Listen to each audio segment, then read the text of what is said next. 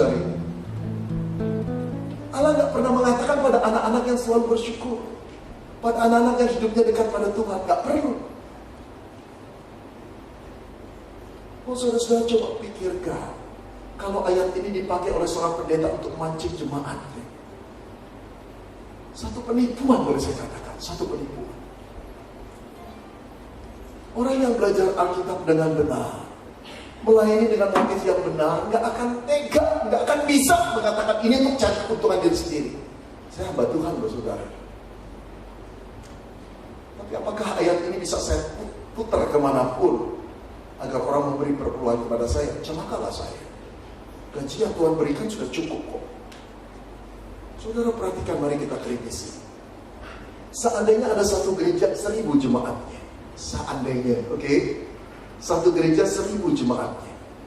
Rata-rata setiap jemaat, kita katakan aja ya, asumsi gaji mereka atau income mereka 5 juta. Tentu saja ada yang UMR, ada yang di bawah UMR. Tapi tentu saja ada yang jauh ratusan kali melampaui 5 juta, bukan? Oke, tarik average income 5 juta. Jadi kalau setiap orang taat memberi perpuluhan, orang itu harus beri berapa? 500.000. Saya yakin lah saudara pintar ngitungnya. 1000 orang, tiap orang beri 500. Berapa perpuluhan yang akan terkumpul setiap bulan? 500 juta. Ketika setiap jemaat rata-ratanya 5 juta, pendeta itu dapat berapa? Saudara bisa hitung kan? Karena itu ayat ini disulap terus demi kepentingannya. Saya bukan jelek-jelekin hamba Tuhan, saya sudah mengatakan kebenaran dan fakta yang real yang harus kita cerdas, saudara. 500 juta. Apa akibatnya jika seorang hamba Tuhan tiap bulan berikan 500 juta? Tiap bulan hanya dari perpuluhan, belum dari belas kasihan orang yang lain, belum simpati, belum pendapatan yang lain-lain. Katakan minimum 500 juta, 500 miliar dia tiap hari, tiap bulan dia dapat. Akhirnya apa? Seluruh perhatian fokusnya hanya pada uang. Setelah hamba Tuhan jatuh pada uang, jatuhlah dia dalam dosa-dosa yang lain. Uang adalah sumber kejahatan, bukan? Kalau kita sebagai hamba Tuhan tidak bisa keren terhadap uang, seluruh dosa yang lain akan terbuka jatuh. Masuk di sana. Saudara, saya telah melihat begitu banyak hamba Tuhan yang kaya yang menerima perpuluhan, begitu banyaknya. Yang rusak bukan cuma dirinya, keluarga, anak-anak, dan cucunya. Kalau saudara mengasihi hamba Tuhan, jangan beri perpuluhan kepada dia. Bawa kemana dong Pak? Bawalah ke sebuah gereja yang diatur oleh majelis.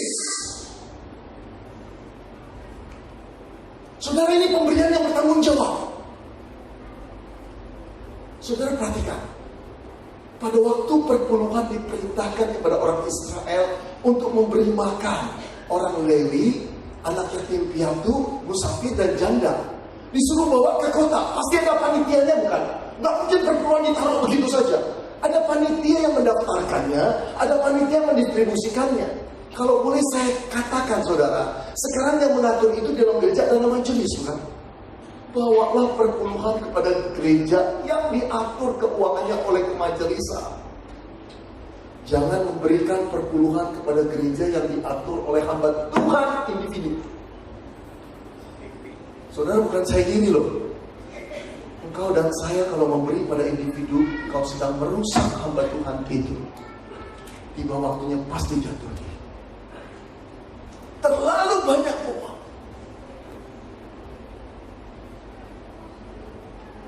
Saudara bisa setuju, bisa tidak. Ya, tapi ini yang saya mau katakan berdasarkan pemahaman saya dan aplikasi ini. Kalau saya tiap minggu diberi perpuluhan oleh jemaat, saya akan rusak. Saya nggak akan concern untuk mikirkan firman Tuhan. Khotbah saya pasti Maleakhi 3 ayat 10 terus. Jangan, saudara. Kalau saudara sekali-sekali mau memberi pada hamba Tuhan, boleh sekali-sekali. Tapi tidak punya kecenderungan satu gereja hanya pada satu hamba Tuhan. rusak nanti dia. Terlalu banyak. Ketika setiap jemaat cuma dapat income rata-rata 5 juta, hamba Tuhan itu 500 juta. Yang celaka, belum tentu dia terima 500 juta, 50 juta per 10-nya juga diberikan. Saudara, mari sekarang kita lanjut lagi. Jadi malah yang ketiga ayat 10 adalah firman dalam keadaan anomali. Saudara cari di ayat lain di dalam Alkitab, tidak ada, satu-satunya terjadi pada malah yang ketiga ayat 10. Di dalam kondisi kerohanian yang betul-betul rendah, orang Israel tantang Tuhan. Sekarang mari kita lihat perpuluhan di dalam perjanjian baru. Jadi kalau lihat menyimpulkan Alkitab dari perjanjian lama sama perjanjian baru, dia teliti pelan-pelan, lalu tarik kesimpulan. Sekarang perjanjian baru. Saudara, saya ingin pergi kepada Yesus yang menyatakan perpuluhan. Saudara, mengagetkan sekali. Yesus tidak pernah berbicara tentang perpuluhan, kecuali di satu tempat ini. Cuma satu kali. Dan pada waktu dia mengatakan itu, dia sedang menegur orang Farisi yang menganggap dirinya beragama, saleh, merasa benar karena melakukan Taurat. Yesus berkata demikian dalam Lukas 11 ayat 42. Tetapi celakalah kamu, hai orang-orang Farisi, sebab kamu membayar persepuluhan dari selasih, inggu, dan sejenis sayuran, tetapi kamu mengabaikan keadilan dan kasih. Yang satu harus kamu dilakukan, yang lain jangan diabaikan. Saudara, pertama saya ingin memberi catatan. Teguran ini diberikan kepada orang Farisi, bukan kepada murid Yesus, bukan pada semua orang. Orang Farisi yang hidup di dalam Taurat. Mereka bangga sekali. Mereka sudah melakukan hukum-hukum Taurat, termasuk persepuluhan. Tapi Tuhan mengkritik mereka. Persepuluhan kamu perhatikan, tapi keadilan dan kasih kamu abaikan. Oh, saudara, bagaimana mungkin persepuluhan kita bawa ke rumah Tuhan? Kita merasa diperkenan Tuhan, tetapi keadilan tidak kita lakukan. Kalau engkau pengusaha, sudahkah engkau membayar karyawanmu dengan UMR rate? Kalau engkau seorang nyonya atau seorang tua, sudahkah engkau memperlakukan dengan adil membantumu? Saudara, pada waktu saya studi di Amerika, saya melayani sebuah gereja Indonesia. Di sana ada seorang pembantu yang baru mengenal Yesus di sana, pembantu Indonesia. Kemudian dia bercerita, Pak, sudah 3 tahun gaji saya ditahan oleh nyonya saya. 3 tahun. Alasannya selalu saya kumpulkan. Sekarang saya sudah mau keluar, Pak, mau pulang ke Indonesia. Dia berkata, apa 3 tahun gajimu? Gak ada. Kita kan sama-sama hidup. Kamu numpang di Amerika, kamu makan di rumah saya, ya kamu kerja itu impas. Saudara yang mengatakan gitu majelis. Kok bisa sih? Saudara, Allah paling murka kalau kita bertindak atau umatnya bertindak tidak adil.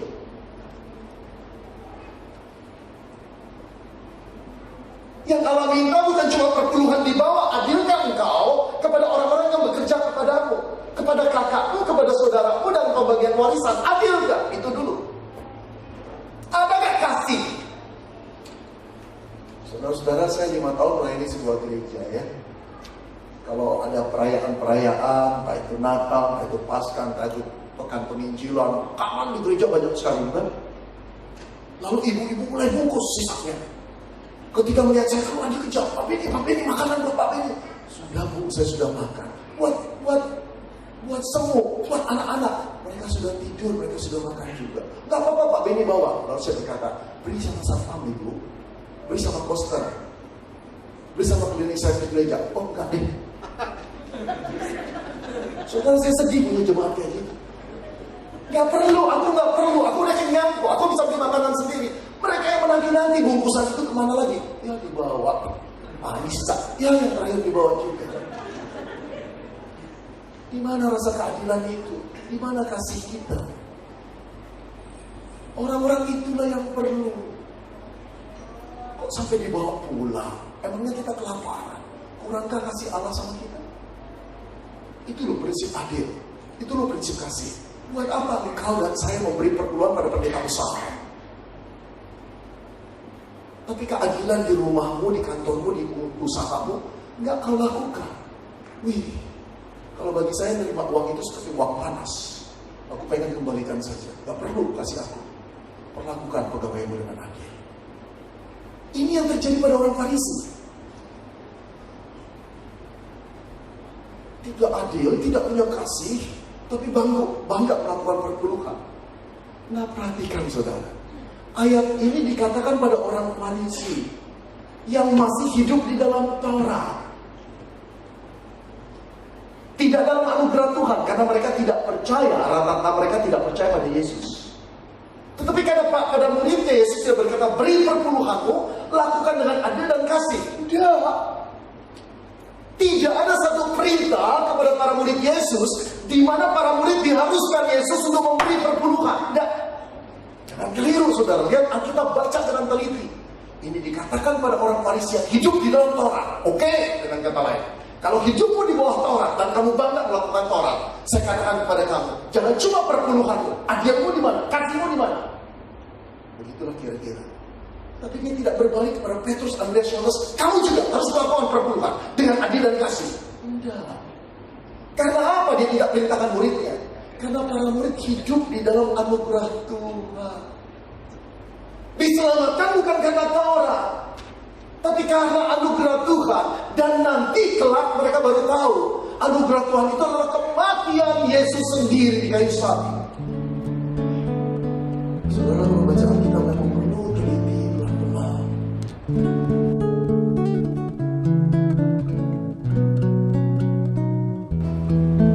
Ada satu ayat lagi yang nggak menyebut perpuluhan, tapi di dalamnya jadi kontras, yaitu Lukas 18 ayat 10 sampai 14.